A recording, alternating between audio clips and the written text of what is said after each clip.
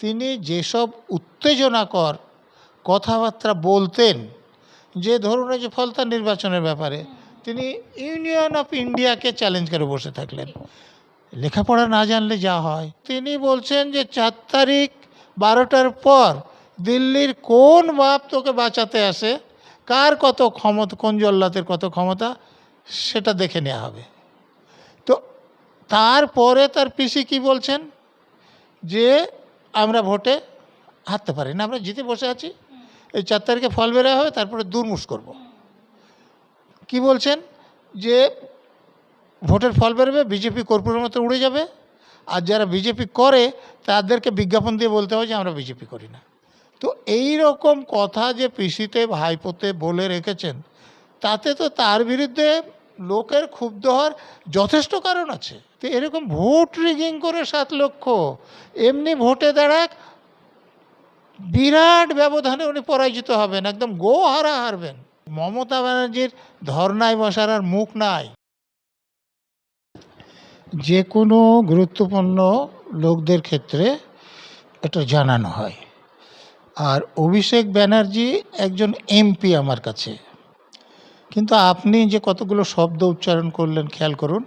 সেনাপতি, রাজাদের সেনাপতি থাকে, আমাদের দেশের সেনাপতি আছে, কিন্তু তিনি আমার দেশেরও সেনাপতি না, কোনো রাজারও সেনাপতি বলে আমার জানা নেই, কিন্তু সেনাপতি আপনিও বলছেন। আবার দেখুন যুবরাজ, মানে রাজার ছেলে যিনি রাজা হবেন তাকে যুবরাজ বলা হয়।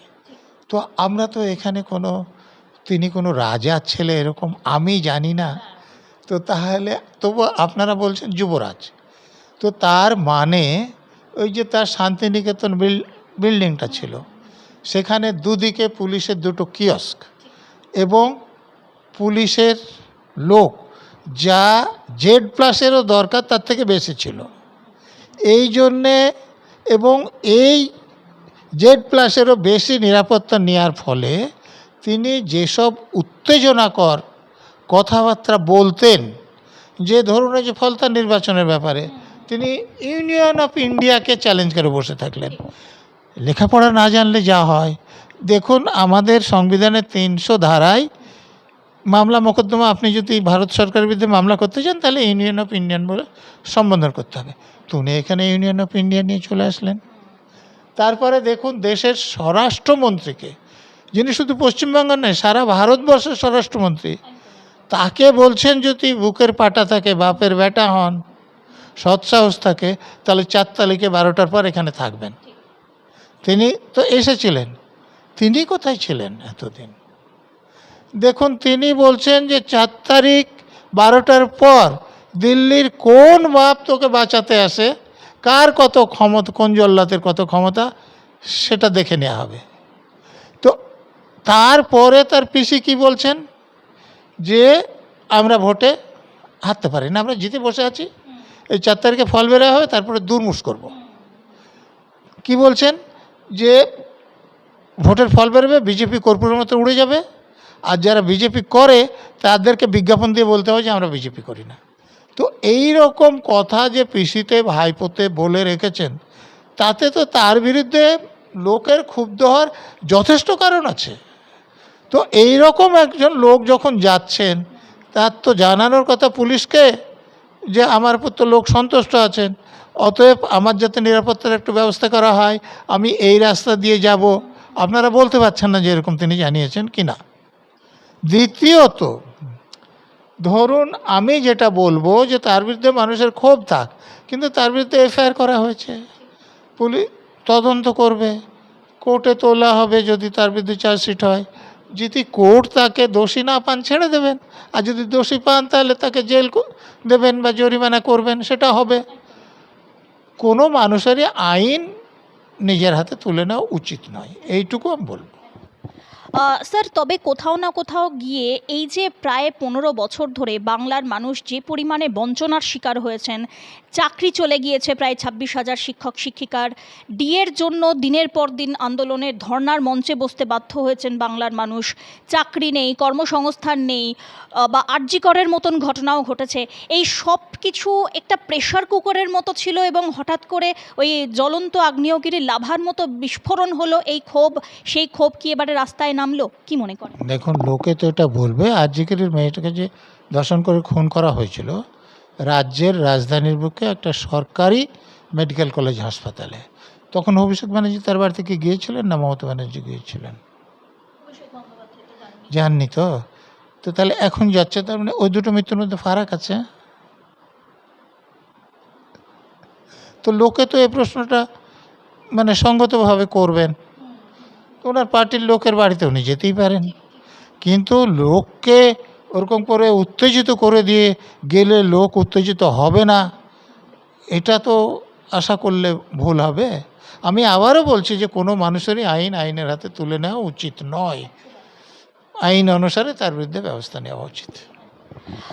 স্যার, এই বিষয়ে খুব ক্ষুদ্র প্রতিক্রিয়া পাওয়া গিয়েছে অভিষেক বন্দ্যোপাধ্যায় একটা কথা বলতে বলতে চলে যান যে দেখুন, বাংলার মানুষ দেখুক যে পুলিশ আমাকে কোনো রকমভাবে নিরাপত্তা দিতে পারছে না, আমি কোনো পুলিশের নিরাপত্তা এখানে নেই, এখানে ইট পাটকেল ডিম ছোড়া হচ্ছে, আমি ব্রাহ্মণ সন্তান, আমি কি বাংলাদেশি? তিনি এই প্রশ্নটা ছুড়ে দিয়েছিলেন। তিনি বাংলাদেশি কিনা ওনার থেকে তো অন্য কেউ লোক বেশি জানবেন না। তবে তিনি যে বলছেন যে পুলিশ নিরাপত্তা দিচ্ছেন না, পুলিশ কি কাছাকাছি ছিল আমি জানি না। পুলিশ থাকার পর যদি নিরাপত্তা না দিতেন এই কথাটা বলতে পারতেন। উনি যদি পুলিশকে খবর না দিয়ে গোপনে যান, তো পুলিশ জানবে কী করে? পুলিশের কাছে তো আর কোনো ম্যাজিক জানা নেই যে পুলিশ জানবেন যে অভিষেক ব্যানার্জি আজকে এখানে আসবেন, আমাদের নিরাপত্তার ব্যবস্থা করতে হবে। তো কিন্তু পুলিশকে যদি খবর দিয়ে যান তাহলে অবশ্য তিনি বলতেই পারেন।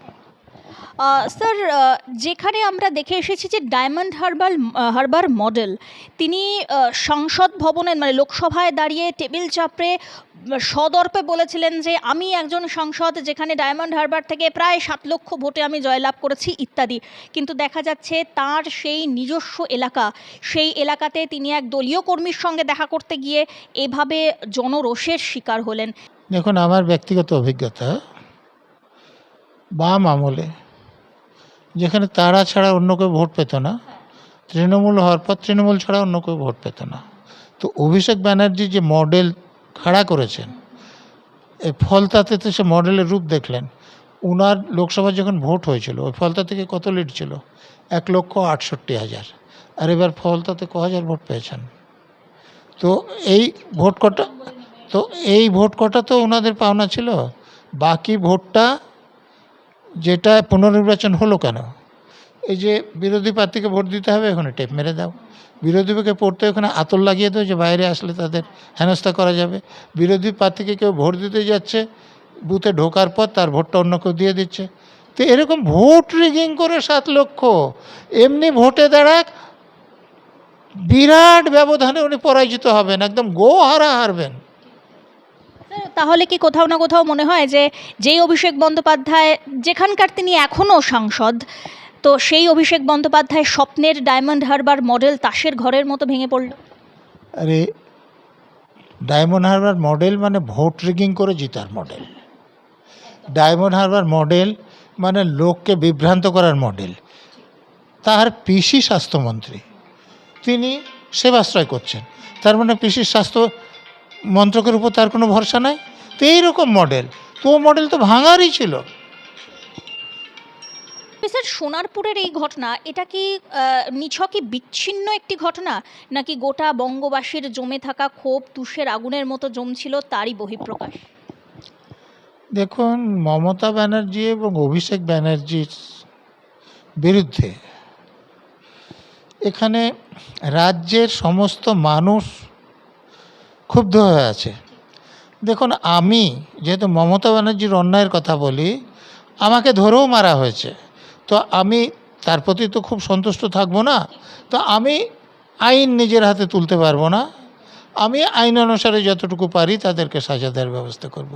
তো সব মানুষ এরকম হলে তো ঝামেলা হতো না। স্যার, দেখা গেল যে যারা তদন্তকারী অফিসার তারা রীতিমতো আজকে শান্তিনিকেতনে গেলেন অভিষেক বন্দ্যোপাধ্যায়ের বাড়িতে। বহুক্ষণ ডাকাডাকির পর কলিং বেল বাজানো হলো, দরজা ধাক্কানো হলো, কোনো রকম সাড়া শব্দ নেই। প্রায় 10-15 মিনিট তারা বাইরে অপেক্ষা করলেন। কিছু মানে ততক্ষণ পর বাইরে মানে ভিতর থেকে একজন বেরিয়ে এসে বললেন যে অভিষেক বন্দ্যোপাধ্যায় তো এখানে থাকেন না, তার সঙ্গে দেখা করতে গেলে কালীঘাটের বাড়িতে যেতে হবে। দেখুন, এত বেআইনি কাজ করেছেন, এত অপরাধ করছেন, এখন হয় পালিয়ে বেড়াতে হবে, না হলে সাজার সম্মুখীন হতে হবে। তো উনি তো চেষ্টা করবেন শেষ পর্যন্ত বাঁচার, চেষ্টা করছেন। উনি শান্তিনিকেতন বিল্ডিং এতদিন থাকতেন, নোটিশ পড়েছে, এখন ওখান থেকে অন্য জায়গায় থাকছেন, এবং এখন আলোচনায় হয়ে গিয়েছে যে এই বাড়িটা ওনার নামে নেই। উনি যে ভোটে দাঁড়িয়েছেন তখনও দেখাননি। উনি যেসব দামি গাড়িতে চড়েন সেসব উনি দেখাননি, ফলে ওনাকে কোনো অন্য জায়গায় আশ্রয় নিয়ে থাকতে হচ্ছে। স্যার, একটা উক্তি ওনার একটু পড়ে শোনাতে চেষ্টা করব। সিআইডি কি? আমি এদের ইডি সিবিআই এর সামনেও মাথা নত করিনি। এদের 10 পুরুষও যদি চায় আমাকে সিআইডি দিয়ে, কেএমসি দিয়ে, ইডি দিয়ে বাড়ি ভেঙে যা ইচ্ছে করে নিক, আমি দমার ছেলে নই। এখনো পর্যন্ত কি দম্ভ গেল না? উনাদের 10 পুরুষ হলে উনার কপুরুষ হবে, উনি কপুরুষ বাঁচবেন। আসলে যারা হিসেব না করে কথা বলে তাদের কথাতে বেশি গুরুত্ব দেওয়া উচিত নয়। তো তিনি তো কোনো অভিজ্ঞতা সম্পন্ন নেতা নন, বা লেখাপড়া জানা পণ্ডিত লোক নন। মাসি এবং পিসি এ রাজ্যে মুখ্যমন্ত্রী হয়েছিলেন, তার দুর্নীতির দয়ায় মাথা খারাপ হয়ে গিয়েছে। অতএব এরকম কথা তিনি বলতেই পারেন, কিন্তু তার কথাতে গুরুত্ব দেওয়ার কোনো কারণ নেই। স্যার, জাল সই কাণ্ডে ওনাকে সোমবার তলব করা হয়েছে এবং উনি কি শেষ পর্যন্ত হাজতে যেতে পারেন? বাংলার মানুষ যার জন্য অধীর আগ্রহে অপেক্ষা করছে। আপনি বারবার একাধিক জায়গায় আপনি সরব হয়েছেন যে কেন মাথাকে ধরা হচ্ছে না, কেন মাথাকে জেলে ঢোকানো হচ্ছে না, এই সব কিছুর পিছনে আসল কালপ্রিট যারা, তাদের কেন সাজা দেওয়া হচ্ছে না। তবে কি আমাদের সেই বহু অপেক্ষার অবসান ঘটতে চলেছে, কি বলে মনে করেন? দেখুন, সঠিকভাবে তদন্ত হলে মমতা ব্যানার্জি এবং অভিষেক ব্যানার্জি দুজনই ভিতরে থাকতেন, এখন বাইরে থাকতেন না। এখন ধরুন জাল সইয়ের কাণ্ড যেটা, সেখানে দেখুন তৃণমূলের একজন বিধায়ক বলছেন যে এখানে যে সই আছে সেটা আমার নয়, অন্য যাদের আছে আমি ছেড়ে দিলাম। তাহলে অন্তত একজন বিধায়কের সই তো তারা জাল করেছে, আর জালিয়াতি শাস্তিযোগ্য অপরাধ, এটা যিনি করেছেন তার সাজা হওয়া উচিত, এই ব্যাপারে কোনো রকম সন্দেহ নেই। স্যার, একটা প্রবাদ বাক্য আছে, paid by their own coins. Abhishek বন্দ্যোপাধ্যায়ের ক্ষেত্রেও কি সেই ঘটনাই পুনরাবৃত্তি হলো? দেখুন, যারা এই সাপ খেলিয়ে বেড়ায় তাদের অনেকেই সাপের কামড়ে মৃত্যু হয়, আপনারা জানেন। যারা অন্যকে পোতার জন্য গর্ত করে তারা সেই গর্তে পড়ে। তো অভিষেক ব্যানার্জি তো এরকম অপরাধের মডেলের লোক, তো তিনি সেই অপরাধের শিকার হবেন, সেটাই স্বাভাবিক। স্যার, তাহলে এই যে এই এত বড় ঘটনার পর কোথাও না কোথাও গিয়ে কি মনে হয় যে মমতা বন্দ্যোপাধ্যায়ের মানে এর যথাযোগ্য প্রতিবাদে আবার সরব হবেন এবং আবার পুনরায় হাইকোর্টে যেতে পারেন? কারণ অভিষেক বন্দ্যোপাধ্যায় ইতিমধ্যেই সাবধানে দিয়েছেন যে তিনি হাইকোর্টে যাবেন। হাইকোর্টে যেতেই পারেন, উনি তো ওই কেস নিয়ে গিয়েছিলেন। তা হাইকোর্টের জজ সাহেব তো এটাও জিজ্ঞেস করেছেন যে তিনি যেটা বলেছেন এমপি হয়ে তিনি সেটা বলতে পারেন কি না। তো এবার যদি তিনি হাইকোর্টে যান, যে জন্য যাবেন, ওনাকে জিজ্ঞেস করা হবে যে তিনি একজন এমপি হয়ে সেসব কাজ করতে পারেন কি না।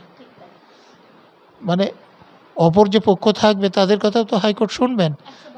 হাইকোর্ট তো ওনার মামার বাড়ি নয় যে উনি গিয়ে বললেন যে বাবা আমাকে ও বকেছে, তুমি ওকে বকে দাও। স্যার, শেষ প্রশ্ন থাকছে, মমতা বন্দ্যোপাধ্যায় তিনি নিজে এটি স্বীকার করেছেন যে রাজনীতির অলিন্দে আমার জন্ম হয়েছে আন্দোলনের হাত ধরে, এবং আমরা দীর্ঘদিন দেখেছি তিনি কিভাবে নন্দীগ্রাম হোক কিংবা সিঙ্গুর হোক বিভিন্ন রকম দফায় তিনি ধর্নায় বসেছেন, আন্দোলনে বসেছেন। অবশেষে তিনি আবার ধর্নায় বসতে চলেছেন আগামী মাসের 2 তারিখ, এবং সেক্ষেত্রেও তিনি ইস্যু করেছেন ভোট পরবর্তী হিংসাকে, যে তাঁদের যারা কর্মী সমর্থক রয়েছেন তাদেরকে আক্রান্ত হতে হচ্ছে। তাহলে কি পুনরায় আবার মমতা বন্দ্যোপাধ্যায় পথে নামলেন? পথে নামতে পারেন, কিন্তু পিছনে লোক পাবেন না। সেটার কারণ মমতা ব্যানার্জিকে রাজ্যের কোনো লোক আর বিশ্বাস করে না। দেখুন, উনি এখন ভোট পরবর্তী হিংসার কথা বলছেন। কতজন লোক মারা গিয়েছে ওনার দলের? আমি প্রশ্নটা কেন করছি, দেখুন 1921 সালে ভোট পরবর্তী হিংসার ব্যাপারে উনি বলেছিলেন যে ভোট পরবর্তী একটাও হিংসার ঘটনা ঘটেনি, তো বিরোধীরা হাইকোর্টে গিয়েছিলেন। তা হাইকোর্টের রায়ে জাতীয় মানবাধিকার কমিশনের চেয়ারম্যান একটা রিপোর্ট দিয়েছিলেন। তাতে উনি দেখিয়েছিলেন ডিজির রিপোর্ট কোট করে, সেই ডিজি মমতা ব্যানার্জির অধীনে কাজ করেন, যিনি পুলিশ মন্ত্রী, বলেছিলেন যে ভোট পরবর্তী 49 দিনে 1934টা মামলা রুজু হয়েছে হিংসার, এবং তার মধ্যে 29টা মার্ডার, 12টা বলাৎকার, যৌন হেনস্থার। তো 49 দিনে 29টা মার্ডার কদিন হয়েছে? 4 তারিখে গণনা হয়েছে, তো আজকে ক তারিখ? 30 তারিখ। ক তারিখ কতদিন হয়? তো 28 দিনে হয়েছে 29টা মার্ডার।